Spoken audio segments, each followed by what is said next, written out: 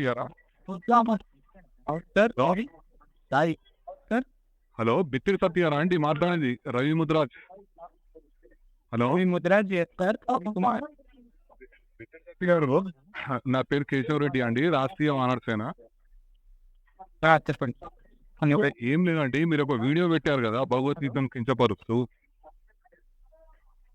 Hello hello పెట్టాను. Hello బిత్తిరి సత్య గారు, hello బిత్తిరి సత్య గారా మాట్లాడేది? అవునండి, నేనేం బిత్తిరి సార్ రెడ్డి గారు, చెప్పండి.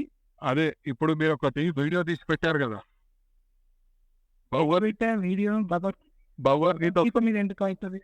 బిల్లు గీత అని పెట్టారు కాండి మీరు.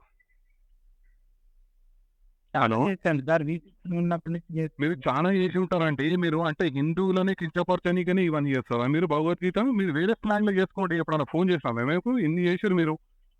ఎన్నో ఇష్యూలు అంటే మీరు రెగ్యులర్ ఏదో చేస్తుంటారు కదా, ఎప్పుడన్నా కాల్ చేస్తామా మీకు మేము? మీరు ఎందుకు భగవద్గీతను కించపరుస్తూ చేస్తారు మీరు?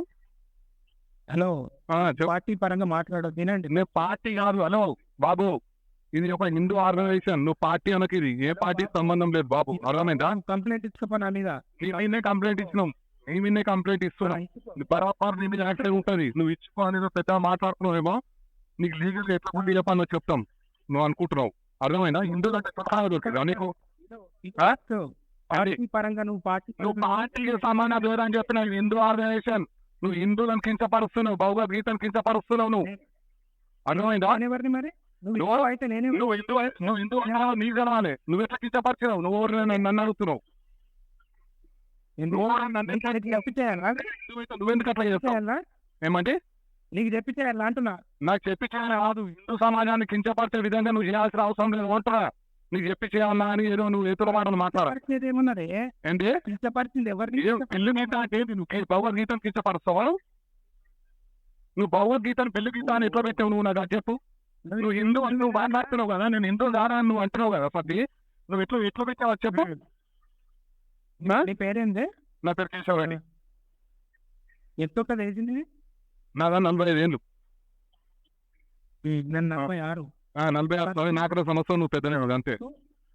కానీ హిందువులను ఒక నిమిషం, నువ్వు హిందువులను గౌరవించే విధంగా ఉంటూ నువ్వు ఏం చేసుకో. నువ్వు అన్ని పడతానా ఒకటి గుర్తుపెట్టు. ఒక నిమిషం సత్య గారు, ఒక నిమిషం చెప్తున్నా. మరి నా పేరు అదే కదా. ఏంటి నీకు నచ్చలేదుగా? ఏదైతేనేదిగా ఏది? నాకు నచ్చలేదు, నాకు నచ్చలేదు. 1000 మందికి నచ్చింది. ఎవరికి నచ్చింది? 1000 మంది అయితే నువ్వు హిందూ సమాజానికి కింద పరుచుకుంటూ భగవద్గీత మీద పెడతావాను? నువ్వు సబ్స్క్రైబ్ చేయకు, నువ్వు నా దాన్ని డిలీట్ చేయి, బ్లాక్ లో పెట్టుకో. నువ్వు చూడకు అవన్నీ నువ్వు చెప్పాల్సిన అవసరం లేదు. హిందూ సమాజం నీకు ఎట్లా బుద్ధి చెప్పానో చెప్తుంది. బరాబర్ హిందూ సమాజంతో నీకు చెప్పిస్తా. నువ్వు అనుకుంటున్నావు సబ్స్క్రైబ్ చేయకు, నువ్వు బ్లాక్ లో పెట్టుకో, నువ్వు చూడకు, ఇవన్నీ సినిమా డైలాగులు అవసరం లేదు. అర్థమైందా? ఇగో అందరికి అందరు ఉంటారు, అందరికి అందరూ ఉండొచ్చు. నువ్వు మాట్లాడేది నువ్వు తెలివితో మాట్లాడకు. అర్థమైందా? ఏంటి కేశవరెడ్డి, నువ్వు నాకు రవి ముద్రాజ్ నువ్వు ఇంకోసారి దయచేసి హిందువులకు ఇట్లా కించపడతాకు. అర్థమైందా? హిందూ ధర్మం కోసం పాటు పడతా. నువ్వు ఏం పాట పడతావో ఏం చేస్తావో ఆ వీడియో చూస్తే తెలిసిపోతుంది. నేను చెప్పేది వినో.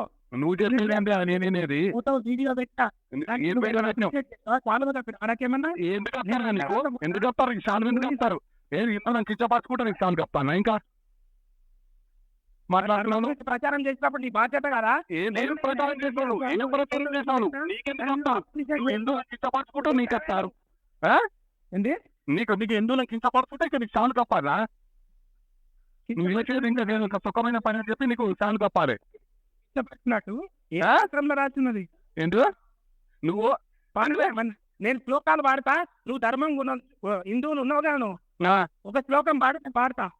నీకు అవసరం మాకు లేదు.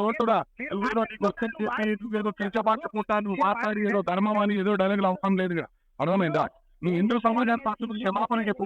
నువ్వు అర్థమైందా? నేను హిందువును, నేను శ్లోకాలు పాడతా, నువ్వు అదే శ్లోకాలు తిరిగి పాడున్నా ముందలా.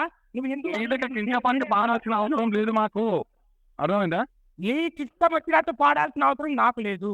నీకు లేకపోతే నీకు హిందూ సమాజం ఏ రకంగా బుద్ధి చెప్పాలో అట్లా చెప్తాం. న్యాయబద్ధంగా చట్టబద్ధంగా అన్ని ఎదుర్కోగలరు. రైటా? పనివే లేవు హిందూ సమాజము. నువ్వు కూడా ఒక్కనివే లేవు. నువ్వు పెద్ద హిందూ అని నువ్వు ఫీల్ అవుతున్నట్టు నువ్వు కూడా ఏం ఫీల్ కాక అట్లా. అర్థమైందా? ఇప్పుడు పరామరిస్తాం, సరే పరామరి ప్రశ్నిస్తాం. అర్థమైందా?